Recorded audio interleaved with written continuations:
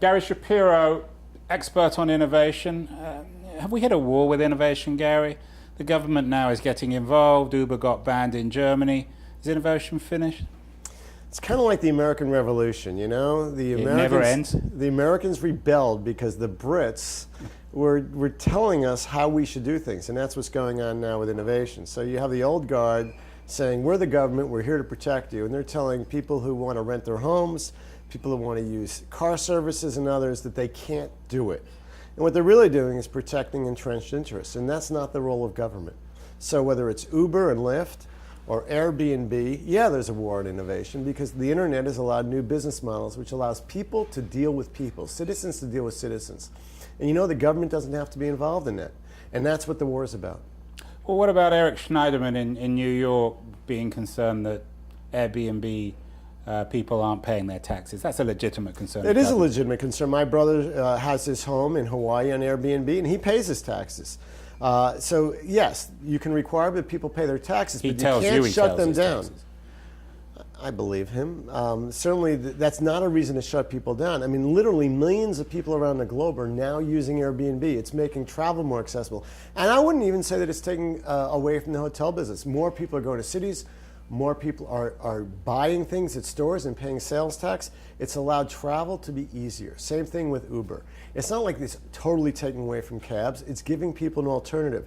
If they drank too much, now they have a choice. Where there's Uber, there's a lot less problems with people drinking and driving. There's a new choice out there. But Gary, we do need some, especially when it comes to something like cabs, we do need regulation. Uber does need to check its drivers. There have been a series of horror stories about Uber drivers that are legitimate, that people should be concerned with. Is that fair? No, that's not fair. Uber hired 50,000 people just last month. They screen them, they check them out, and with the huge numbers of people you're dealing with, just like cab drivers generally, there will be problems. Accidents do occur, things do happen, and people will lose their jobs, just as taxi cab drivers do. But Uber has created a self-regulating entity where you as a passenger are rated, and every passenger is rating the driver. The role of government may be to set minimum insurance requirements, but it's not to impose a taxi cab regime designed for the last century on what really is a new form of transportation that people by the millions have gone to in just a couple of years. Should we Uberize government? I think we should look for ways where we don't need government to do things and regulate things to protect old industries. A lot of government regulation is really protecting the status quo. It's protecting the old guys so new guys cannot come in. There's a battle now in societies and in technology and innovation between the new players that are coming in and grabbing things and making things better for average people, and the old players are just trying to preserve their monopolies, and because government creates and preserves monopolies. And there's no role for government there other than to break down barriers. And that's what, frankly, we're about in this country, where it's about innovation and testing and pushing new. And so far we've done pretty good. And I think some states are defining themselves, whether they're innovation friendly or not, by how they treat Airbnb, by how they treat Uber and Lyft. And these are defining moments for states and counties. And how much of a defining moment is the sharing economy in terms of the structure of the 21st century networked economy? It's a big part of it, and it's evolving and it's growing, but there's many other things that are still occurring, whether it's in wireless health or healthcare or sharing cars or how we deal with transportation and education and health, and whether we even have to go to classes. We are in the middle of a major transformation of how we get basic goods and services, and now we have options as consumers for the first time in our lives to get the best in class in the world thanks to the internet, and the most efficient. And we're going to a world where data is going to matter hugely, and you could choose things based on maximum information. And I think it's terrific. And it's just not the picture of the world today. It's where we want the freedom to go and evolve without, frankly, the government messing it up. So the internet, in your mind, is like the American Revolution?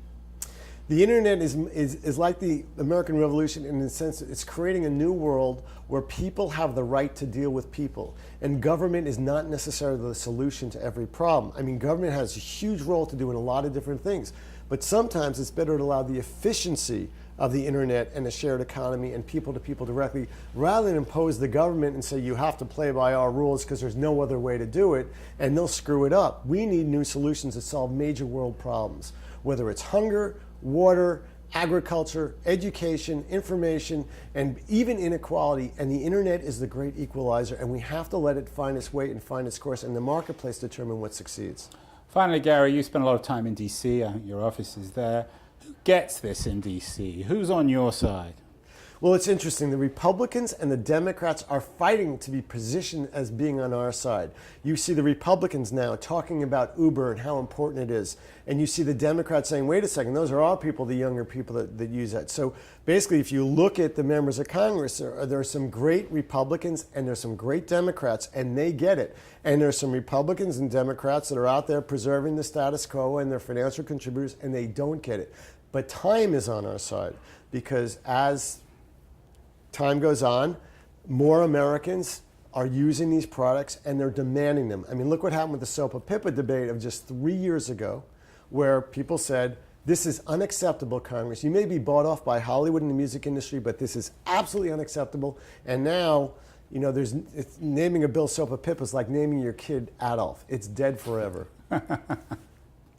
Naming your kid Adolf.